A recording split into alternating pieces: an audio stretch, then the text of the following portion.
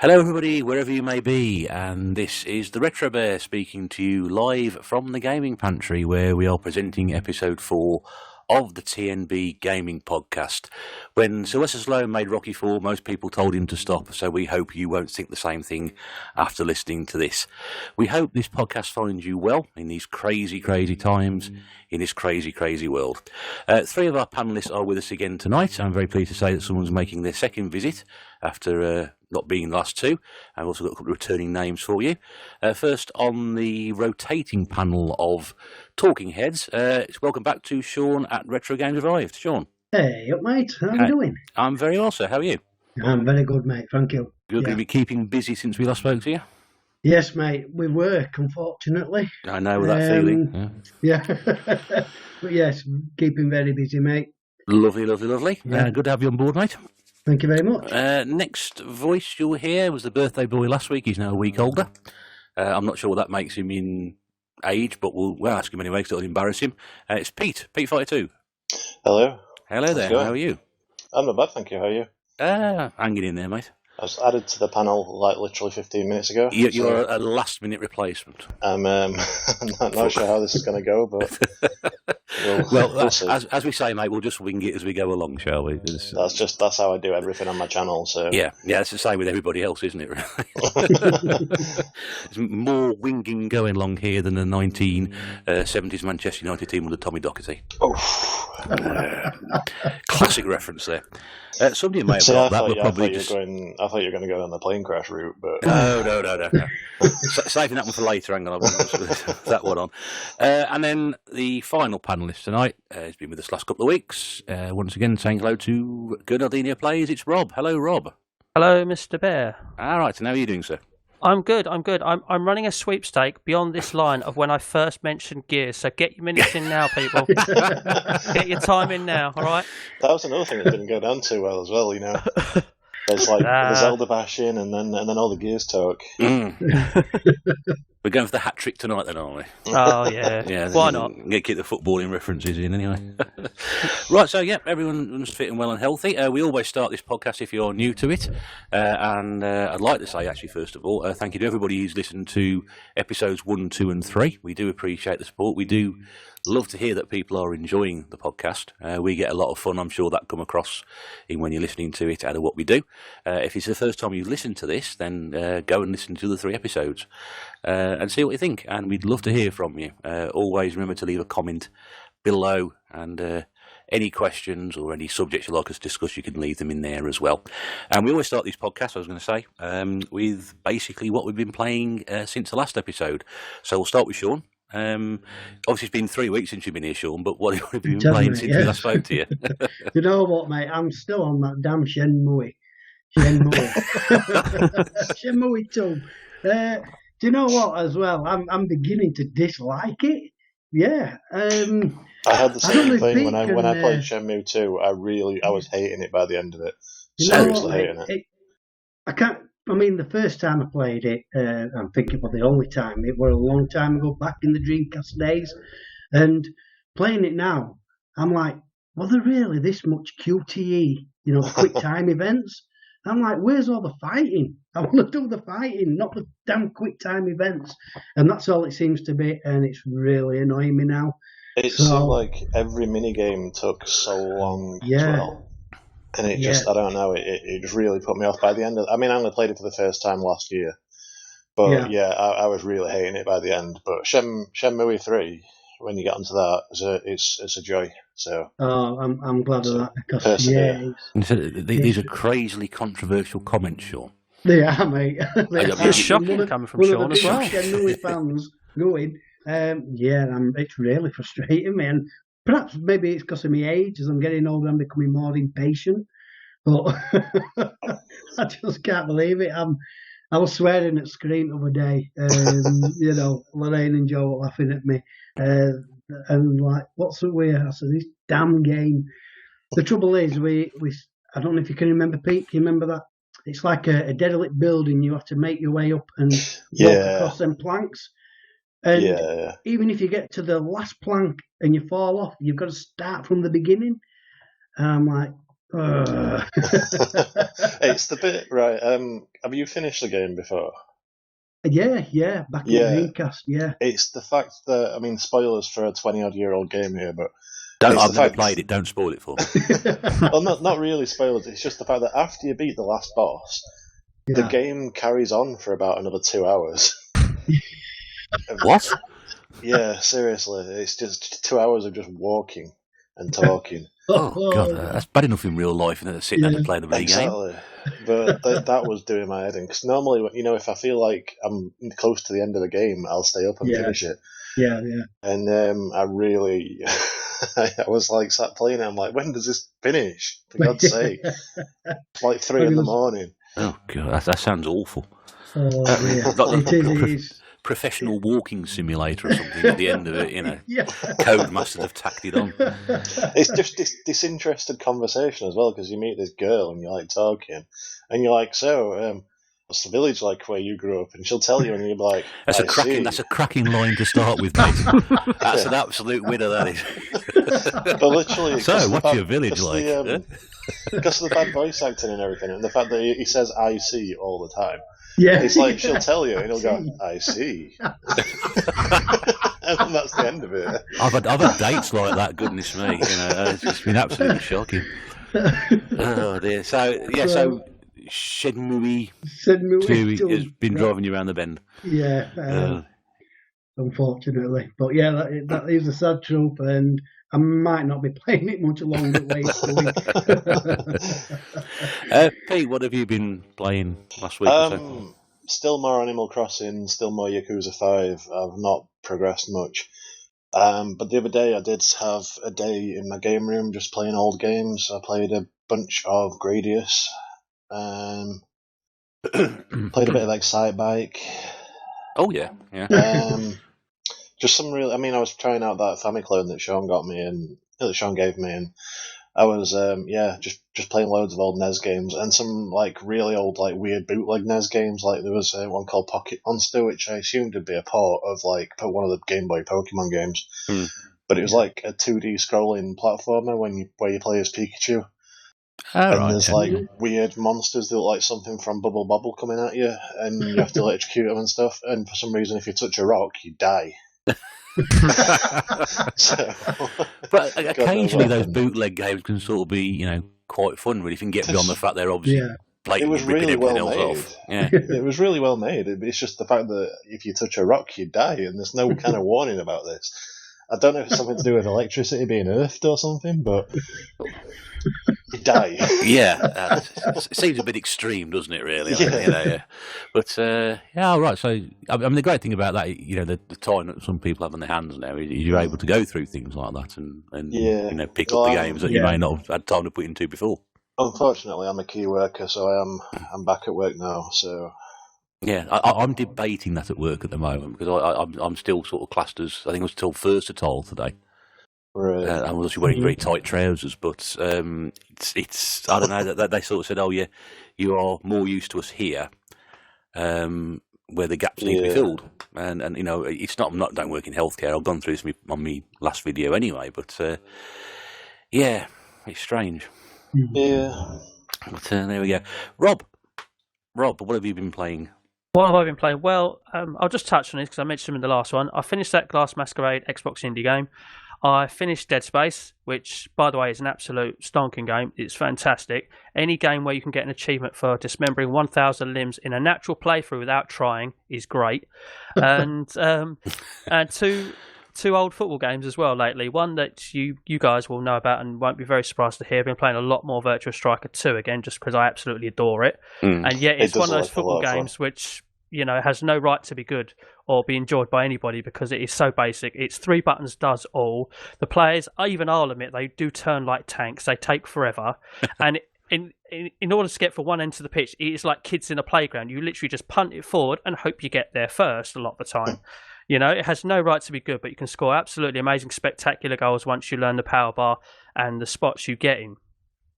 Apart from that, this is, please don't laugh, but in my next Gamerscore update vid, I did say in the last one that I'm going to be playing some old football games for Gamerscore, and I have started by playing FIFA 07, and I've literally been playing that for about 3 hours before I joined you today. And I tell you what, it's quite surprisingly enjoyable in some ways. Just there's so many things about it that are so funny if you consider where they were and where they've come to now. Like the audio commentary, I had it at one point, I was literally shooting, the ball had barely left my feet, and the commentator went so close, and I was like, you've just ruined that for me before it's even got near the goal.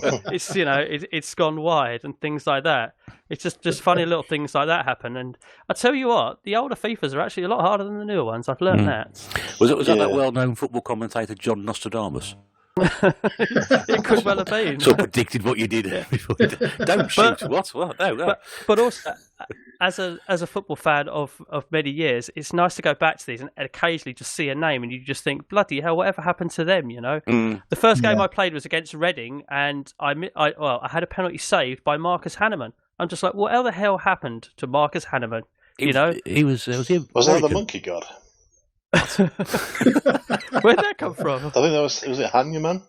the Indian monkey god? I don't know, I just have weird knowledge. Maybe that's why he saved it, because he was very athletic. Well, maybe that's what he's doing now. But wasn't Marcus Hanneman American? Yes, he was. Yeah, he's American. Yeah. A lot of goalies over here were Americans, you know. Well, a lot of Americans over here were goalies. Sorry, what was wrong that way round. Dreadful one that played for Villa a few years back. Brad Guzan? That's him. They're all called Brad, aren't they? Brad Friedel, Brad Guzan. There was Tim Howard as well. Yeah. Oh, he was all right. But out of goal, there was only ever really Clint Dempsey. But apart from that, most Americans over here were goalies. Roy Wegley. Oh, what, of Coventry? John Harkes.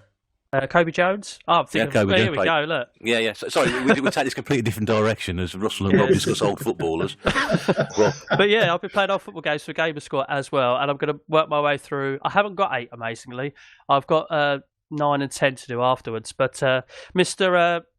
Someone I might have borrowed a helping hand with my name on, you know, is on the cover. And in typical old football game fashion, if they are licensed, endorsed, or on the cover, their skill rating is way too high. So be Barcelona and just shoot a lot with Ronaldinho. Yeah. That's the same thing with wrestling games as well. Oh, yeah, I can imagine. Yeah. But the worst culprit is Adriano, PES 6, just an absolute beast. Literally, just shoot 40 yards out and he'll go in. It's ridiculous. There you go. Right. But anyway, what have you been playing, Bear? Well, I've been playing. Thank you. I've had the Wii U out this week, which is unusual because I haven't played on it since I had it much. I haven't played it much at all since I had it in January last year. Because I bought a few games for it recently, so I've been playing Sonic and All Stars Racing Transformed. Oh, cracking game! Which I think is a horribly clumsy name for a game. I really do. Yeah, it really is. It's a good game. You know, Sonic it's a mouthful. Yeah, Sonic and Sega All Stars Racing was fine. But they dropped the Sega, and it's now Sonic and All Stars Racing Transform, which just sounds like there's something to be in the middle. It's easy to get the two names mixed up when you're talking about them as well. Yeah, Sega and Sonic, I used to say that all the time. Well, they could have done like a full franchise thing with that, because they had the tennis one and everything as well, didn't they? And then they had the PlayStation Move one, I think, or maybe just PlayStation Eye. And if they'd just uniformed the name, they could have made it into like a full franchise thing. Yeah. I mean, they were all over the place. It's a brilliant game. It really is. I mean, if anybody of you guys played it, I don't know, but I mean, it really is. I prefer it to Mario Kart. I really do. That's not even a controversial statement. I agree with you. Yeah. All Stars Racing Transformed is my favourite kart racer. I do think it's really good, but I do think Mario Kart is better. But I've not played the Transformed one very much because I only have it on PC. But the original one I played a lot of, and it was fantastic. It was a lot harder than Mario Kart, though.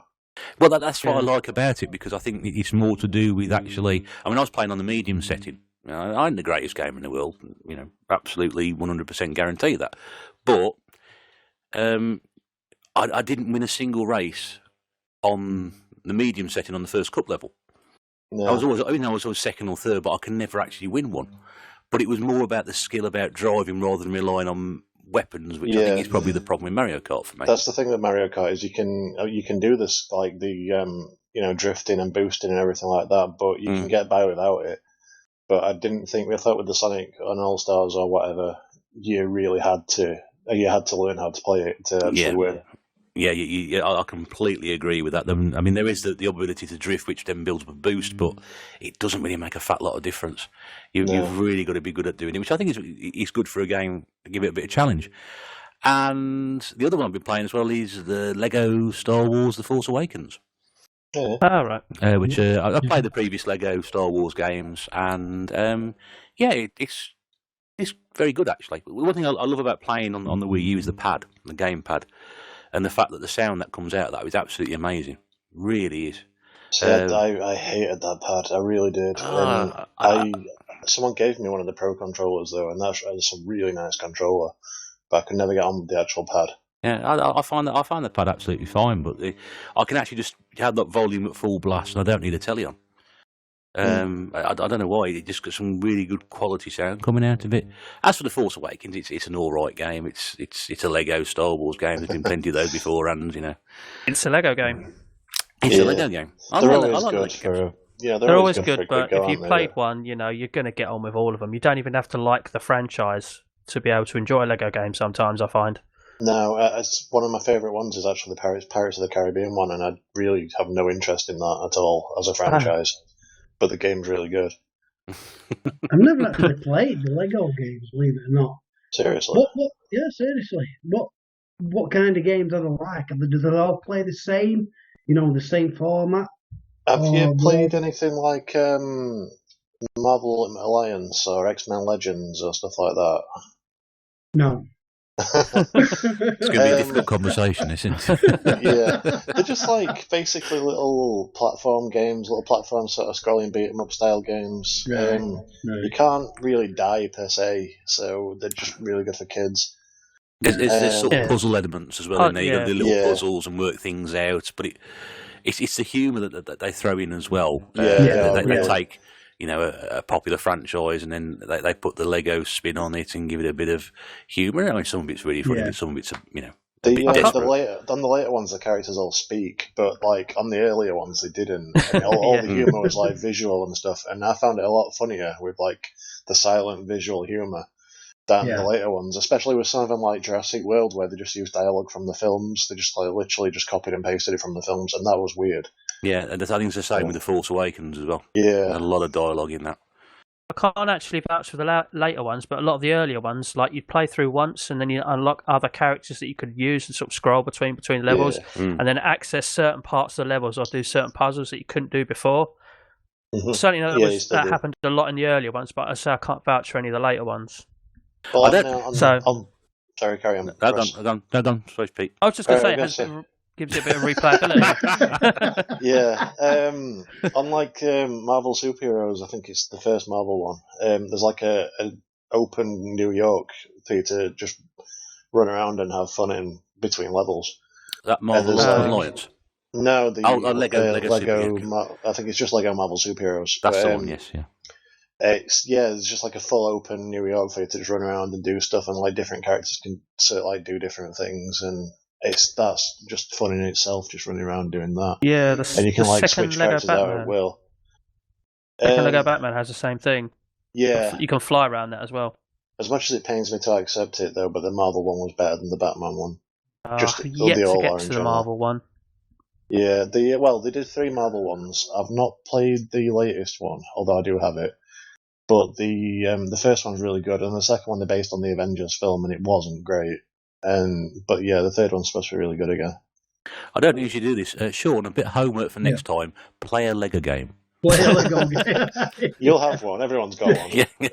I have, mate. I've got quite a few. But I was going to say, you might have a PS2 one. Yeah. They are fun. Yeah. It's like, there's no challenge to them. It's like a case of when you're going to complete them rather than if. Yeah. Yeah, they are fun. Yeah, so which is the best one to start with then? I don't know. Just take your pick. They're all really similar. Yeah. I reckon some of the less open world ones, perhaps like the first Batman or the first Indie, which were a couple of the first 2 ever made, I think. They're a good place to start. I think the first one I played was the Lego Star Wars 2, the original trilogy. Yeah, I think that was the first one I played. That one was the first Lego Batman. Bundled with Pure, a racing game. It's a 2-pack. I think Lego Rock Band is drastically underrated as well. I've never actually played it. I really want to. Have you not? No. It's a bit more of a sort of mix of a track rather than being specific. But I've never played a Rock Band. You've never played a Rock Band? No, I've got all the Guitar Heroes for the 360, but I've never played a Rock Band. I prefer Rock Band to Guitar Hero. I prefer Guitar Hero, but it's well worth it. If you run out of songs to play on Guitar Hero, it's well worth getting Rock Band just to back it up. I did an Eddie today and finished a subset. I've got the last 2 Guitar Hero games I needed. Nice. I think it's just... Is it Van Halen? I think that's the only one I don't have. Yeah, that was one of the 2 I got today. Yeah. I got Van Halen on the Wii. The other one's Greatest Hits, by the way, or is it Smash Hits, whatever, the purple cover one. Oh, yeah, I don't have Greatest Hits, actually. And then that's one to look out for, by the way. That one's considered the most uncommon, and you get a good trade-in for that CX as well. I saw it at Charity Shop a while back for $1.99. I thought that was too much for a Guitar Hero game, but then I went back and they sold it.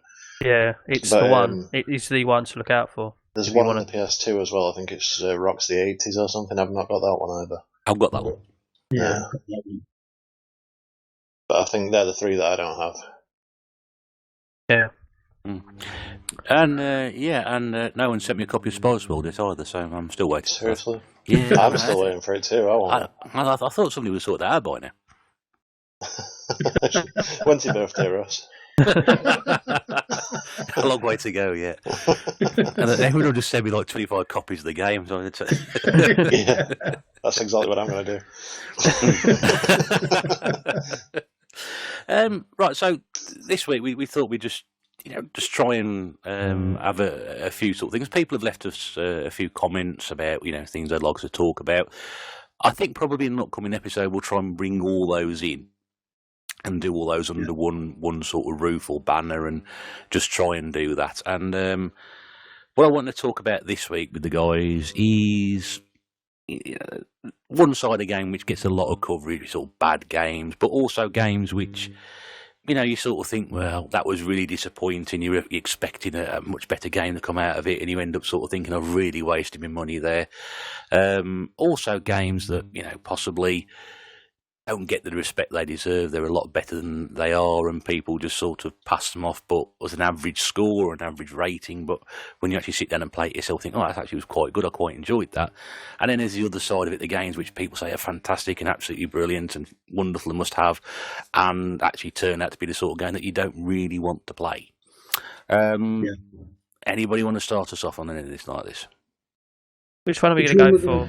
Oh, well, let's say underrated games. Underrated. I've got one if no one can open. Yeah, go for it. Go for it, Rob. This is totally random. This is really random, but we'll go back to the Mega Drive days, and it's ironic that we mentioned Mario Kart earlier because this is actually a kart racer, and I bought it and I absolutely loved it. I really did. Cast your memories back. Anyone heard of Street Racer? Yeah. Oh yeah. I thought that's exactly the game you were going to talk about. I honestly don't think people don't talk about it when they talk about kart racers. They never really bring it up. But I had so much fun with it. I really did. And sadly, unfortunately, when I put that table full of games out and said anybody want to buy one, someone took it, so I don't have it anymore. But I remember pumping absolute hours into it, and it had this other secondary little mode where you could play Rocket League, but it was on a flat pitch. And obviously, you either drove towards the goal or away from it. I think the computer drove towards you and you drove away from it. Can't remember. But that was actually a lot of fun too. And it was a really good game. You know what I mean? It never gets talked about when people talk about kart racers. It's quite well sought after as well, isn't it? Yeah, did it come out on the PlayStation 1 at all? Yeah, but it was... Yeah, they totally rejigged it. It didn't have the charm. Yeah, because I played it on the PlayStation 1 and I thought it was quite good. Which one was the one? It's only one I played it on PlayStation. Which was? Sorry. All right. Which was the racing game? It was like I remember it being like Micro Machines, but one of the cars was like a cow on wheels. Oh! Do we have to say this word? Sorry. Not That's not a bad word, is it? Wasn't it called Skid Marks? It could have been. Super Skid Marks. Yeah, I like that. Even better. I just know the tagline of the car, like the poster in the the ones you get in the magazine, the full page adverts. Yeah, it had the cow car thing, and the cow had sunglasses on. And you're right. The tagline of the game was "No other game has cows." or no other racing game was cows. And I remember playing that and it was awesome, but I can't remember what it's called for the life. Yeah, I think did you say it was on the Amiga, Sean? Yeah, well, yeah. Yeah, I think that's. Yeah. I think I've got a copy of that somewhere. And an actual copy of it. Yeah, on the Amiga. But you're right, because it did come out on the Mega Drive, and I think it was. I can't remember which software house brought it out in the first place, but I think it was Codemasters who brought it to the Mega Drive. That makes sense with the Micro Machines kind of gameplay. Yeah, but people used to rave about those games. I think I've played it before. Micro Machines? No, Skid Marks. I was going to say, Micro Machines is brilliant. The Micro Machine. Oi. It will buy Acid software, Russ, on Amiga. Oh, was it? I just looked, yeah. Oh, Acid software. Not a bit that short. But again, a lot of people talk about that game on the Amiga and they remember it really, really fondly. Yeah. So fondly, I can't remember what it was called, but I haven't played it, so this is going to be something I'm going to have to hunt down and give a go. Yeah, it was a lot of fun. I seem to remember it having like digitized versions of like metal songs on it as well, but I think that could have been Rock and Roll Racing as well. Right. But I seem to remember like a MIDI version of Paranoid by Black Sabbath playing. But I don't know. Rock and Roll Racing. Anyway, I've taken us completely off topic already. Yeah, that's all right. So, guys, would you consider Power Drift to be a kart racer? Oh, that's a good question. Oh, cool, yeah. That's somewhere between the two, isn't it? Mm. But is it really a kart racer? Because the cars are more are full-sized.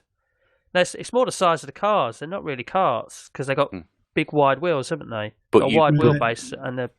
But what would you class Street Racer as? Yeah, I would, class that as a kart racer. Mm. So I think they are very kart racers were the cars. No, hold on. I'm not thinking about it. I'm going to say the car's static, but the track moves. Yeah, you're right. Yeah, that's unique. right, isn't it? Yeah. Because it normally in a normal racing game, your car moves around the track, doesn't it? Yeah, because when Power Drift came out, I think it was one of those giant hydraulic arcade machines. Yeah. Which is like Thunderblade, Space Harrier. We all played A those. lot of fun. Yeah. Oh, yeah. A lot of fun.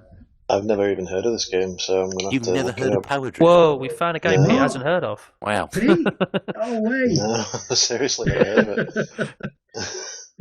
Well, it was primarily an arcade game, but I think it got ported. Oh, it got ported across all the systems. So I played it on the 64. Yeah. Oh, right. Yeah. Well, it's one to look for then. Mixed remarks with that one, really, though, weren't there? Music was brilliant. The music, it didn't convert very well because systems couldn't handle it. But I think there is, if I'm correct in thinking, probably there's one of these sort of like Saturn or Dreamcast type upgrades, or even a PlayStation 2 upgrade on some sort of compilation somewhere where you've more or less got an arcade perfect version of it. Yeah.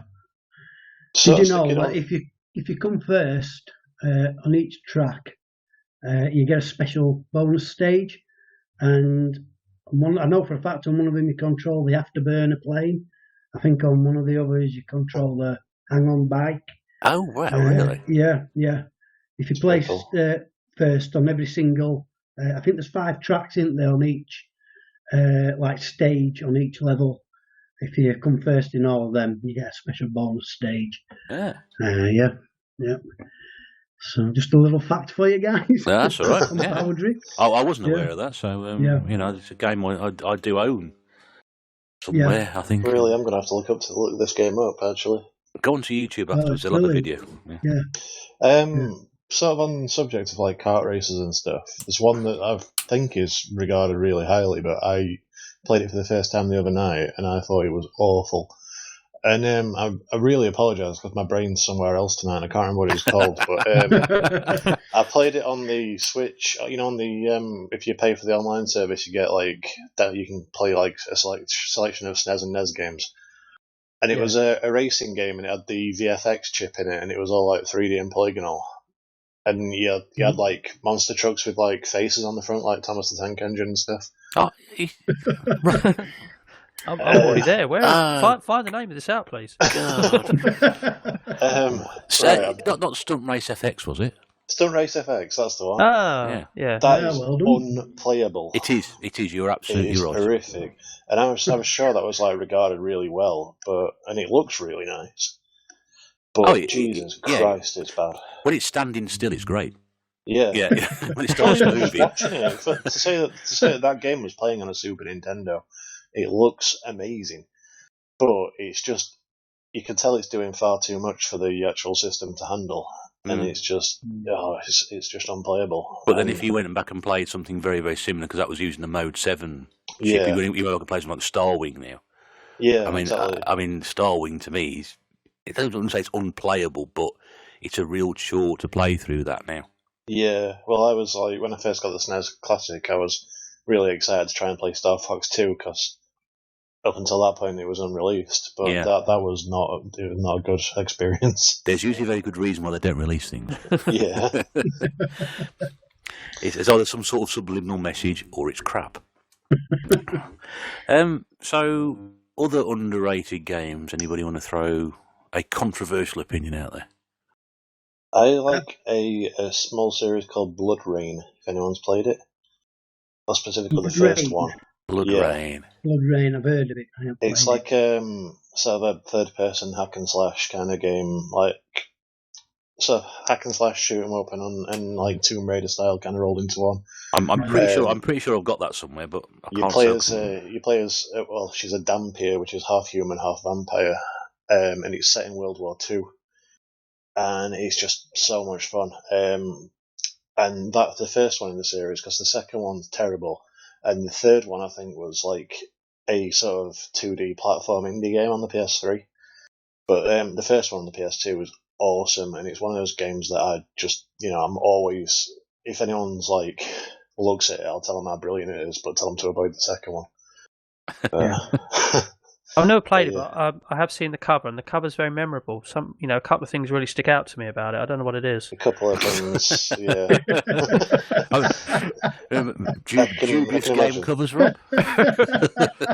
It's probably the same couple of things that drew me to buy Sudeki on the Xbox. What about Lollipop Chainsaw? Here we go. Oh, yeah. That's a brilliant game. Yeah, I think we could do it. It's Sudeki on the Xbox by Climax Games. Which nobody pointed out until I managed to realise at the time when I held it up to the camera. Oh, yes, by Climax Games. I'll just better mention that, yeah. I don't know. Somebody was having a bit of a laugh, weren't they? I mean, Blood Rain is very of its time. It's very like she's wearing sort of black and red PVC. It was around the time of The Matrix and things like, TV shows like Alias and things like that. So it's of its time. But if you look past all that, it's just a really solid game and really intensely violent. And there's a cheat code you can put in where basically every hit you do with your blades will sever a limb or something from one of the bad guys. So it's just a lot of fun. A lot of really violent fun. Sounds like a memorable evening in that. Yeah, I've definitely got that somewhere, and I've just seen it. So we'll give that one a go. Certainly. Second one, avoid like the plague, but the first one is really good. Yeah, but keep an eye out for it. Yeah, I've got a thing about without sounding too bad in my own tastes, but I've got a real thing about alternate history Nazis. Well, it was nice of you coming on. Thanks so much for that.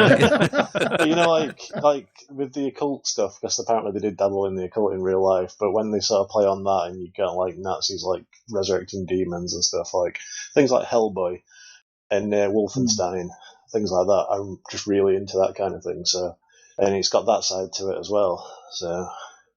I'm not siding with the Nazis. No, it doesn't sound like it. No. Absolutely no way to. I like the imagery and everything, and the atmosphere and of all that kind of thing. No, I must be. I mean, it's not Man in the High Castle. Alternate. I really enjoyed that. So, yeah, I do get what you're saying there about sort of alternate history and that sort of thing, and going from there. But yeah, that's.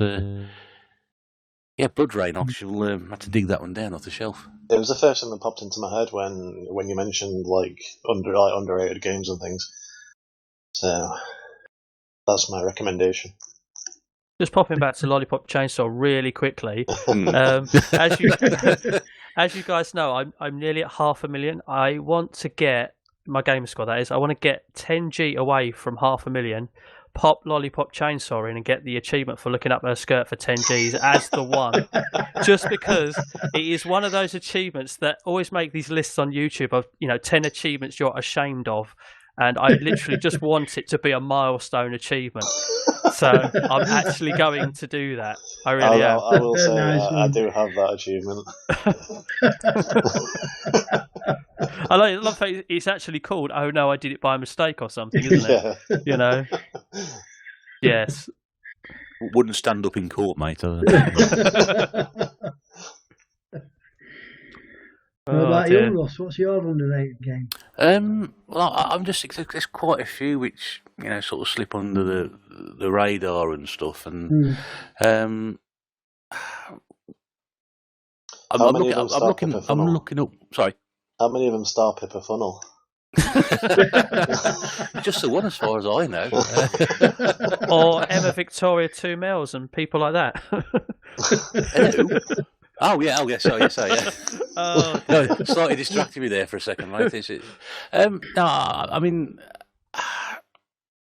I try and give games sort of like a fair bit of merit and the benefit of the doubt. I quite like bad games. So for me, an underrated game is when I think when you don't talk about an awful lot, it's a fairly competent shooter on the Mega Drive, and I don't think it's highly regarded.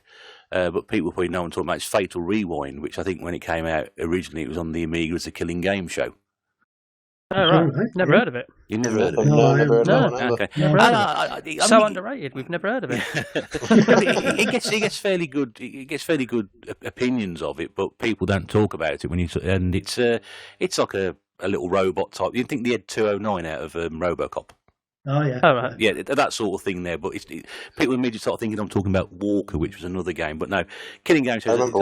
Yeah, I mean that was really quite a good game as well. Yeah. But Fatal Rewind, Killing Game Show. It's called Little Robot, and it's like a sort of side-scrolling shoot 'em up, and but like platform based. Really hard to explain, but I don't think it gets the respect it deserves. I say respect it deserves, or the recognition it deserves, and it's quite hard to track down now. Not overly expensive, but it can be quite tricky to pick up. Right.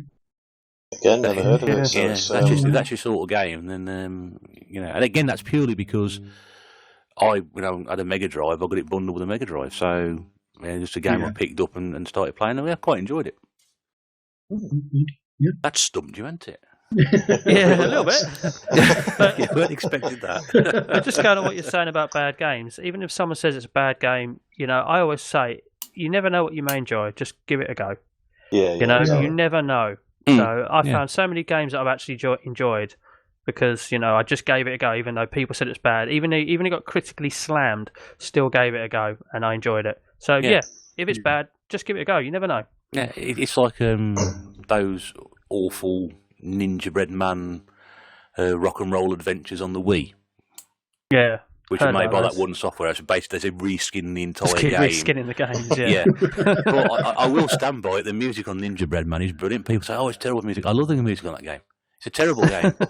Honestly, it's an absolutely shocking game, it really is, but I like the music on it. I'd happily sit there and listen to the music.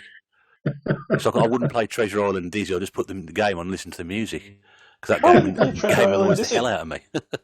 You're not another Dizzy hater, are you? No, I like Dizzy. They're just too bloody hard, that one. I mean, One Life, you've got to collect 30 coins across about 5 billion screens. No, thank you. David Retro Games Played Badly is famous for his hatred of Dizzy. And it's one of my favourite series ever. It's something I got brought up on. I can't understand why anyone would hate those games.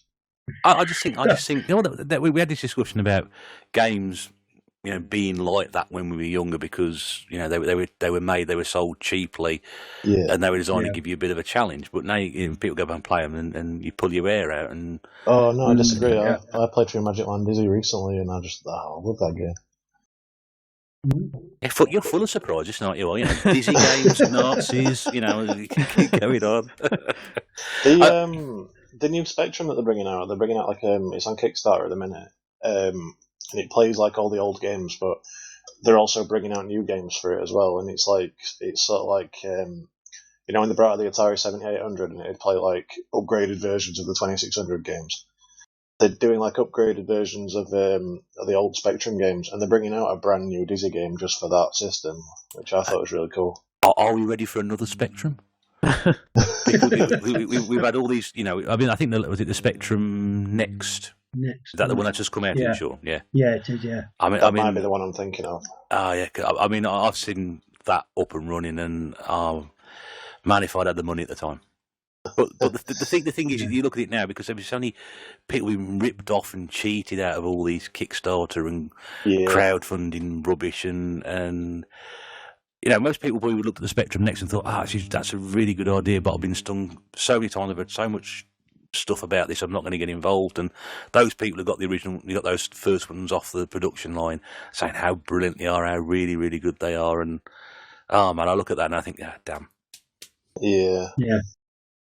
See, talking about Kickstarter and also being slightly on topic as well, I've always wanted one of those Ouya consoles just to see what they're like. Yeah. I must be honest, I know very little about those. Yeah. Other than the fact that they were a complete disaster. Absolute failure, yeah. But I don't know, you know me, I like the sort of lame ones.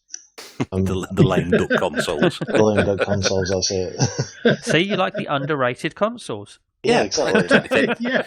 You're probably the first person to call the Ouya an underrated console. I've never played it, so I can't actually judge.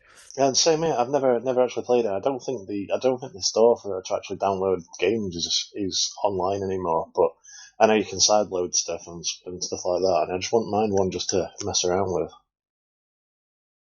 It'd be a good project, that. Yeah. Mm. Right, so that's sort of vaguely underrated games. What about, dare I say it, overrated games? Does anybody want to sort of like put their head in the lion's mouth and sort of say... Oh, Sean, straight in. Mate. Dare I put my head on line and say Mario Kart?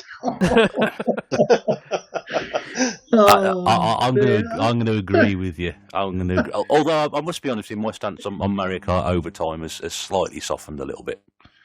I like it, but I just think there's better kart racers. I'm sorry. Do apologise. You swore again, Pete. We're not having him on again after tonight, I tell you. I'm sorry, I'm going to be one of those that say Crash Team Racing is better. I am. Sorry. Yeah, I would probably go with that as well. And the Sonic and All Stars Racing Transform, which is the worst title for a game ever, but that to me is a better game than Mario Kart. And I'm not saying Mario Kart's terrible. If you'd asked me 10 years ago, I'd have told you, it's a terrible game. It should never been made. But I've appreciated it a bit more now. I had a lot of fun. Like, I had a mate who had N64. Don't get me wrong, we had a lot of fun playing Mario Kart on that. But we would actually rather switch out and play Wave Race. I know. So, talk about underrated. I mean, Wave Race. But, Mario. Well, I mean, Wave Race. Yeah, I mean, that's. I loved it. I've got. Yeah, the Game Boy version's not very good, but you can understand why. But but Wave Race and the Wave Race Blue Storm on the GameCube, they're really good games. I think I've only ever played the original one on the N64, but it was really good. I remember being really just blown away by the water physics. The water physics, it's the best water physics game ever, isn't it? Certainly racing wise. Yeah, well, there was Hydro Thunder on the N64 as well. Hydro Thunder. Oh, they ported that to the 360 as well. I remember sitting and the there with my PS1. Dreamcast as well. Yeah. I remember sitting with my PS1 and being secretly jealous because there was nothing that could handle that kind of thing on that system, with the water. Yeah. And my mate had both Wave Race and Hydro Thunder, and they just blew me away.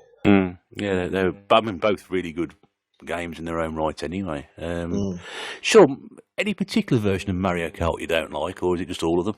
I think it's just all of them, mate. I want to introduce you to a little girl called Maisie. It's the name that's carrying it, I think.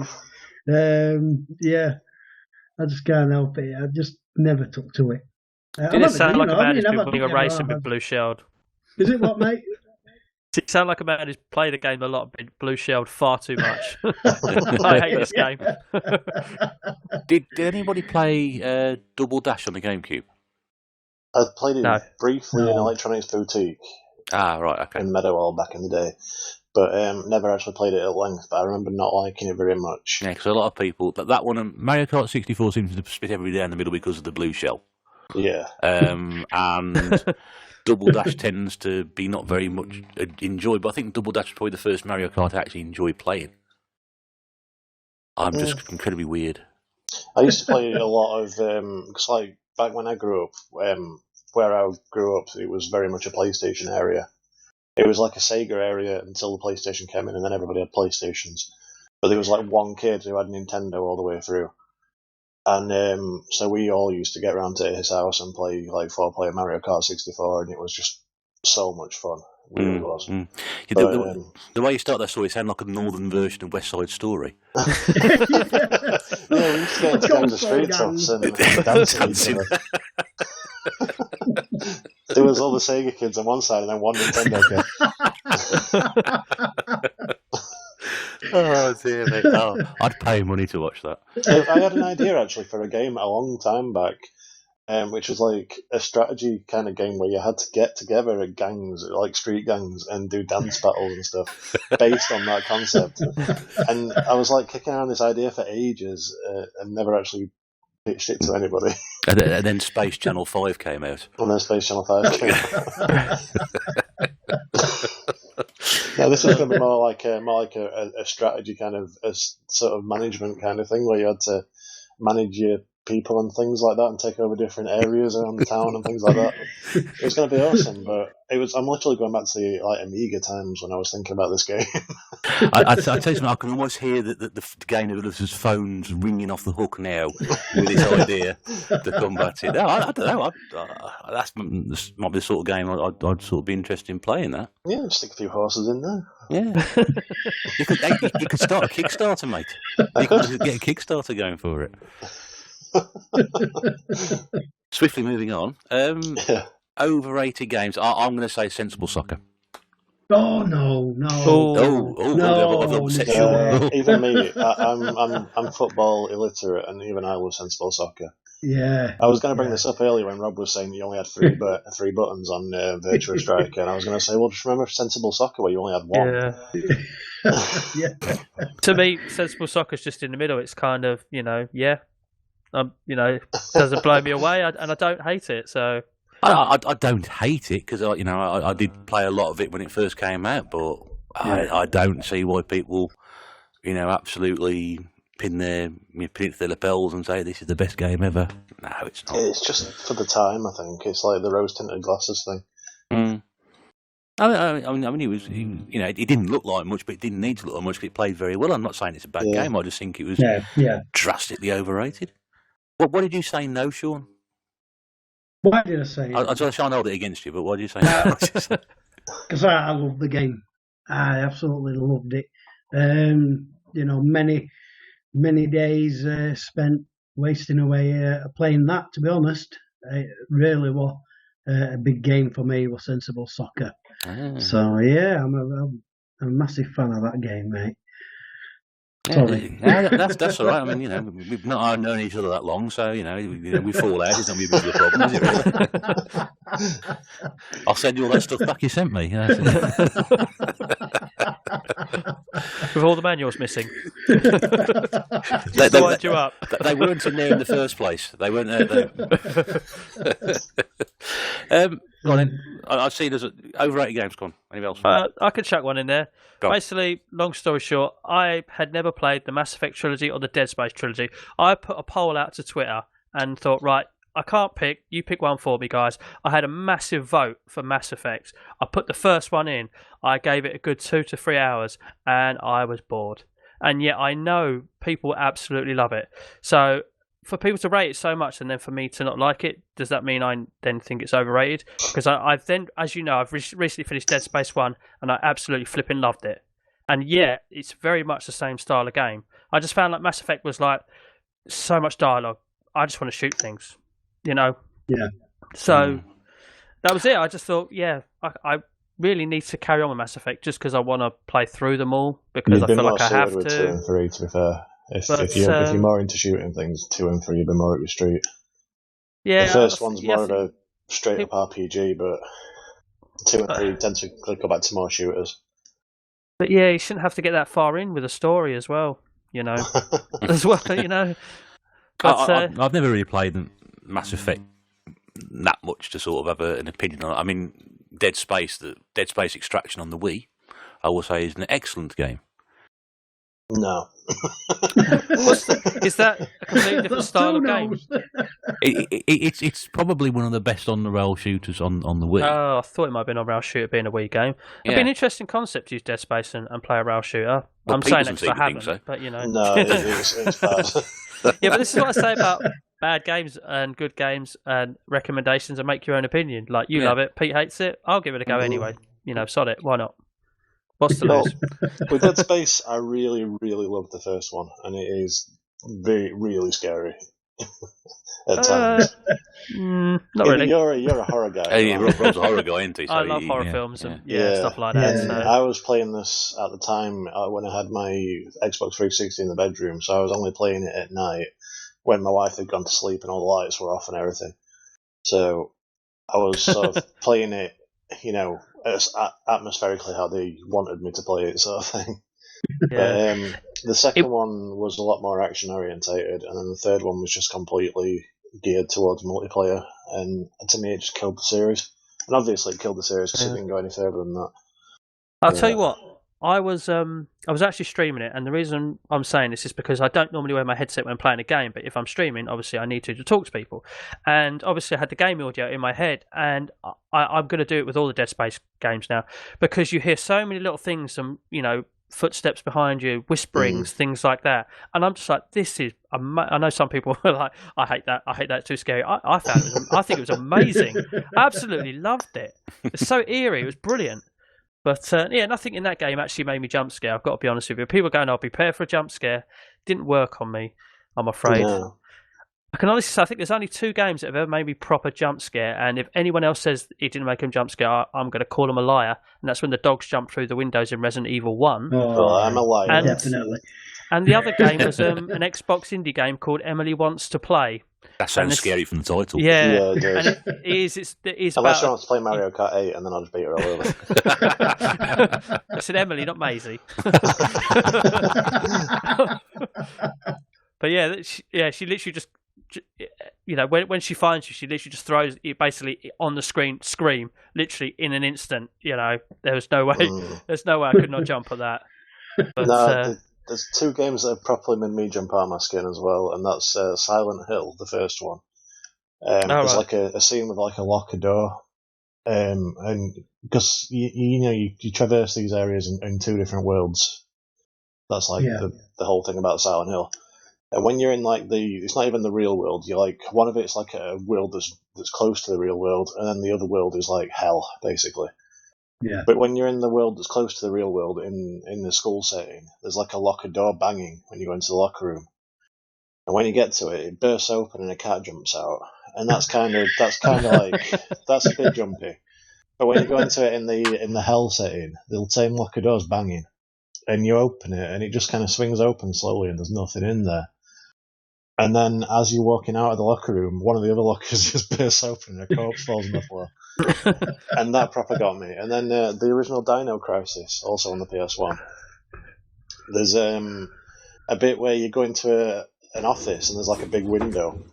And you go in there and sort of have a look around, do what you're doing. And then on your way out, just the T-Rex's head just bursts through the window. And I swear I squealed like a little girl. But that was Maisie getting her own back, mate. That was, well, that was well before Maisie. I think she probably wouldn't have been born at that point. But I mean, there's some good games there, and I mean, we can probably go into more depth about sort of survival horror games and things that make you jump out. Yeah. There's a quite a few of those, isn't there? So I think we could probably get a bit more into depth on that in another episode. I think it's a subject, and a lot of people do like the survival horror genre and things like that, and there are an awful lot of those games out there. I don't play them because I'm a big girl, and that's what it is. Yeah. I am nowadays. I tried to play Outlast, and no, it's not for me. Oh, that was good. That's a good one. I'm now going to throw the subject and say most disappointing game you've played, and I'm going to kick it off. I've not had an overrated go yet. Hurry up then. Sorry, Pete. I should be writing these down. Sorry, mate. So I've been waiting for this because I know it's going to get me a lot of hate. The Nintendo 64. Oh no, Dave, retro games bad. I love you. Even after all the does Dave not like the N64 as well? He calls it fugly. He says it's fugly. Yeah, it's awful. Have you seen that video about his arcade cabinet he built himself? Yeah. I hope he gets woodworm after that. Anyway. Sorry, Pete. Was it a console or a game on it? Just the console in general. It's fun when you've got friends, but when, like me, you haven't, it's just no good. We're your friends. Yeah, but you're not in my room playing 4-player games with me, are you? Hey, it's only a 4-hour drive, mate. Well, we couldn't play Mario Kart because Sean didn't like it, so. Yeah. But I don't know. It's just I always thought that it was we'd all get around at my friend's house and play GoldenEye or Perfect Dark or Mario Kart, have a real good time, and then we'd go home and play something like Tomb Raider or Resident Evil or Final Fantasy VII and continue having a great time on our own. And I don't feel like that experience was there with the N64. It was more generated to what they babble on about all the time. Nintendo, didn't they? Want family. Yeah. Consoles, and that's what it is, isn't it? The 4-controller thing, all those sort of games. There were just not many proper single-player experiences. I'm not geared. I don't like sort of Nintendo first-party franchises either. I mean, I'm not the hugest fan of Zelda, and I really think Ocarina of Time is completely overrated. I don't like Mario 64. I think it's an awful game. But you're not holding back here, are you? No, I just really think that system is the most overrated. And everyone looks back at it and think, with rose-tinted glasses thinking it's brilliant, and it's really not. Your sub count's just dropped 10 in the last few seconds, Pete. I'm nearly at 200 as well. I can't agree with that. When I first started collecting retro consoles, the first one I wanted was an N64. Well, I got one chiefly to play Perfect Dark because that's one of my favourite games ever. I will admit that, even single player, it's amazing. But there's just so much. I mean, it's just even games that were on both the PlayStation and the 64. The N64 one's pale in comparison because despite it having more power and everything than the PlayStation, there were so many limits with the cartridge format and everything. And it's just I don't understand why people have such love for it still. I can never understand why they made a cartridge-based console at that time. It was, if you look back at Nintendo, around that time, it was all about being different. It was they had the cartridge-based for N64, for the GameCube, they had the little tiny discs. But why be different if it holds you back? Exactly, because the discs, the little discs held them back as well. It's look at an FMV sequence on the GameCube. I mean, I love the GameCube. Before I start on this, it's one of my favourite systems. But it's you'll play an FMV sequence and it'll be so low res, it'll be untrue because of the limitations of the little discs. And it's just, I don't know, things like that.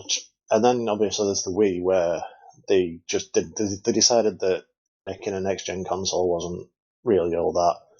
And they just made another GameCube with different controls essentially. And it's things like that just really seem to hold them back. I'm stunned. I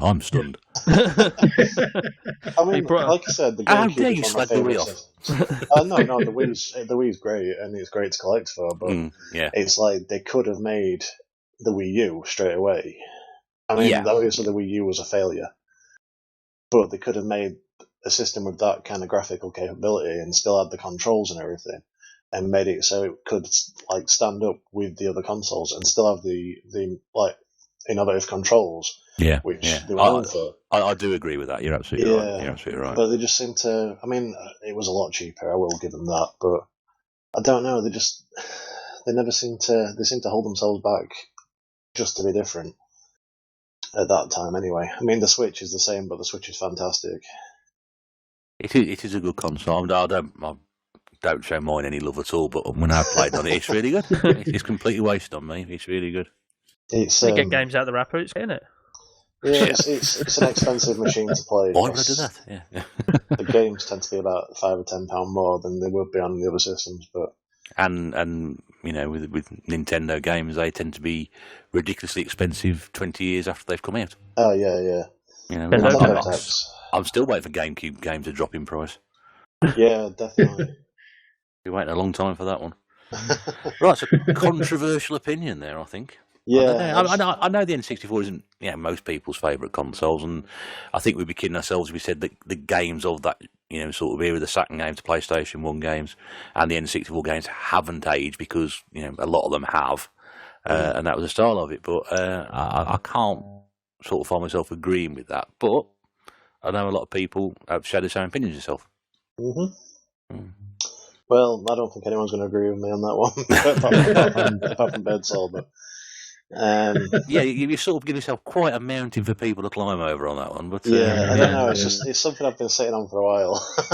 Do you feel better now you get it off your chest? I do, yeah. I can go upstairs and make peace with my N64 now. I look forward to seeing that video when you upload it to YouTube. I'm not saying it's a bad machine. There's no such thing as a bad console, in my opinion, but it's overrated to hell. And I don't know. I mean, it's like I've got the Pikachu N64, and that was one of my great old things I wanted to get when I started collecting. But I just think it's far too overrated. And I don't know. It's not got the same experience as a lot of the PS1 games at the time. I mean, we're rapidly sort of getting close to where we sort of like to finish, but I mean, we can save the bad games and sort of the disappointing games for another time. But does anybody want to sort of add anything on top of those, sort of overrated, underrated games that perhaps there? Because what I want to sort of talk about, I think it's vastly overrated, is a game on the Wii, which is Muramasa the Demon Blade, if any of you played that at all. No. Okay. Well, it's a it came out sort of limited run when it came out in Europe. It is quite a pricey game. You probably pay a few weeks ago, probably anything between sort of £15 to £30 for a copy of it.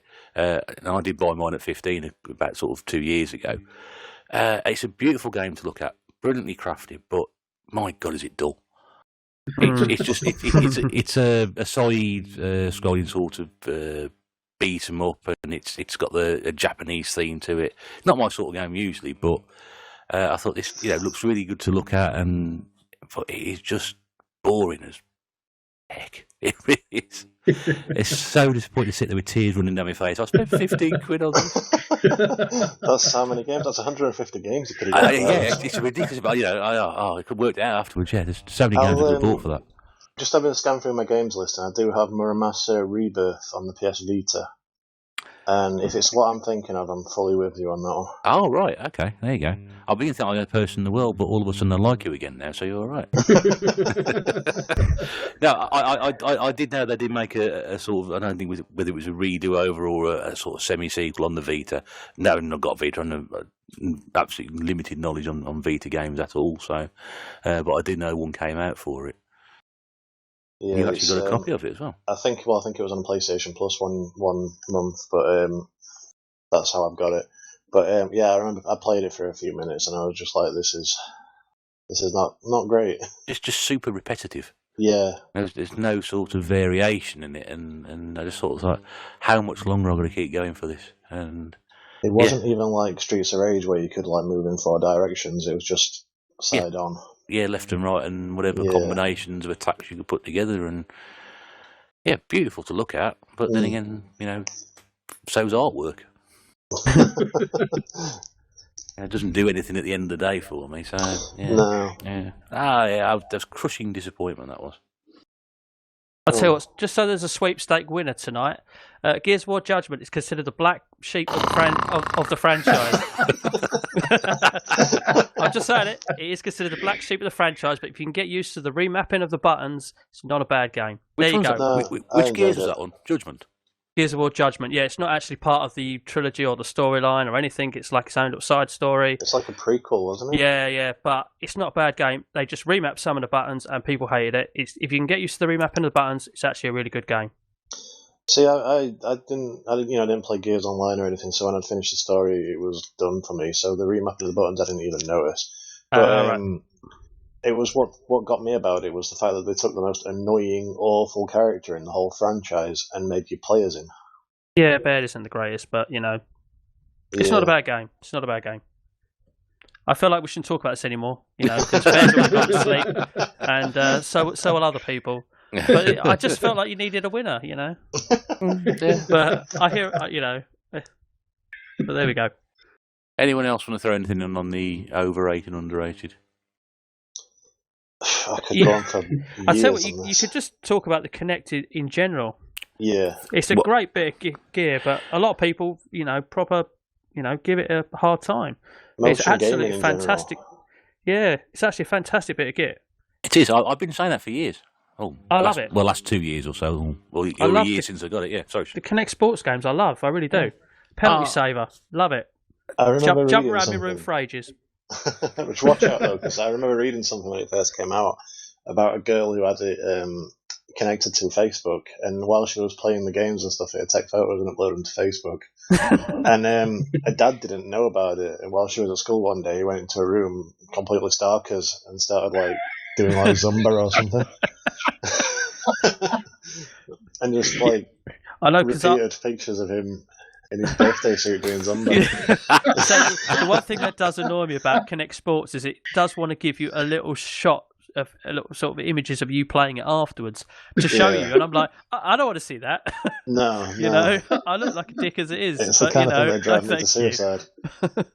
But yeah, it is a great. I mean, some people don't like it, but again, it's actually one of those sort of things which I think sort of falls on both sides. Some people think, it's really underrated, people should give it a go, and some people say, it's a load of rubbish. But I love it. I think the 360 one is the one, but funny enough, Jesus Christ, Xbox, the one wasn't that good.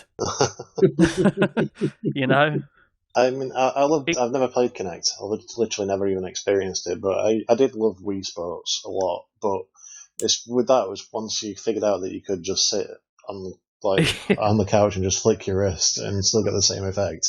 I know, we did. A few of us playing the baseball game are proper giving it some, like you would hold a baseball bat. Yeah. And at the end of the night, we worked out if you sat down and just sort of flicked your wrist forwards, it actually did it better. It was a lot easier too. I was the same playing the golf on Wii Sports, and after about sort of 2 or 3 holes, I thought I'm taking this far too seriously because I started sort of thinking, if I keep going all the way through this, I'm going to be absolutely knackered in the morning, so I had to stop. My nephew figured out that if you just, when you're playing the bowling, if you just kind of hold on to the strap on the Wii remote and just spin it around, you get a strike every time. It's funny that because there is bowling on Connect Sports as well, and I learned that if I keep my arm perfectly straight and lift it up at a certain part of the sensor, the ball will take the same line and nearly get a strike every time. I mean, just to finish on that Wii Sports thing, if you've ever seen that episode of The In-Betweeners where they're playing on the Wii. I didn't watch it. I've seen it, but I can't remember. And sort of you got one of them just sort of sitting there, as Pete said, just sort of sitting there, just flicking his wrist, and the other guy sort of leaping around the room trying to sort of play tennis on it, and that's exactly the sort of thing you're on about. You could do it that way, or you could just sit there and just flick your wrist every now and again, and something would happen. It's just once you'd figured out you could do that, it just took all the magic away from it. Yeah, absolutely. Yeah. Guys, we're reaching that point in the cast where we're getting towards the end of it. So, anything anybody wants to bring up before we conclude today's broadcast? I just want to say to completely ignore what I said last week about moving on to audio platforms. We decided we're simply too tight to pay the $18 a year between the 6 of us, or whatever it was. Even though I did the maths. $18 each or something, yeah. But I don't know. If we get a following, maybe. But Yeah, I think we'll carry on as we're doing at the moment, and we'll pursue what we're doing. We're enjoying it as it is. Yeah. If it warrants it, we'll do it. Yeah, and we'll stick to, apart from obviously last week where the clock's moving completely changed my timing, so I missed the 7 o'clock. But I have to remember that for this broadcast, which you may have put up an hour late by now, we don't know, until we actually do it. But yeah, that's the idea, to keep it Sunday nights at 7. It'll go up onto YouTube, and then it's there for people to drop into, as and when they want to use it, listen to it where it's easy for yourself, whether you're sitting at home, you're working from home at the moment, whether you're doing housework, because some people do listen to my videos while they're emptying dishwashers, apparently. That's a thing. That's a thing. 2 or 3 people have told me that. Listen to it while you're doing the washing up. Yeah, that's it. Yeah. That might be what I do. I actually used to watch it. I used to watch Russ's videos while I was doing the washing up. There we go. I didn't even know that. So you inspire domestic work. Just put my phone up on Star Trek and I'm well away. Yeah, Retro Bear, the housewife's friend. Oh dear, mate. Yeah, back in the day, they used to put Housewife's Choice on when people used to do housework. Now they just put my videos up. I don't know. Right, well, there we go. So we are at the end of this week's episode. We've sort of not quite covered what you wanted to do, but then again, we've had a lot of fun, as always, in the process. And tangents, so we really have. Just done it again then. Yeah, the T in tNb may actually stand for tangent. Yeah. You can try and work the rest out if you want to after that. It's entirely up to you. What I will like to say is thank you once again to the guys for being here tonight. Thank you very much to Sean, Retro Games Revived. Thank you very much. No, it's been a pleasure, mate. Thank you for coming back, and we hope it's not too long before you're back here again. Yeah. Pete Fighter 2. Thank you. No problem. Thank you for dropping in at the last moment. That's all right. I assumed Nathan would be here, but he wasn't. Super sub. Yeah, super sub, yeah. Even if he does hate the N64 and he loves Nazis. I don't hate the N64, and I only have a passing appreciation for the Nazis. Let you make your own judgment, folks. It's entirely up to you. And also, thank you very much to Gernaldini Plays, Rob. It's a pleasure. Thank you very much. That's no problem at all. As always, in these very, very difficult times, we pass all our best wishes on to you. We hope you're staying safe, you're staying well. We all don't know how long this is going to go on for, but we hope this has given you some enjoyment and has made your day seem a bit brighter. Whatever you've been doing, wherever you've been listening to this, we will be back again, hopefully, for episode 5. Cripes, never thought I'd say that. Episode 5, same time next week. On behalf of all the guys on tNb, very, very big thank you for tuning in. All the very best to you. On behalf of everybody here, do take care. And from the Retro Bear in the Game Pantry, it's bye for now.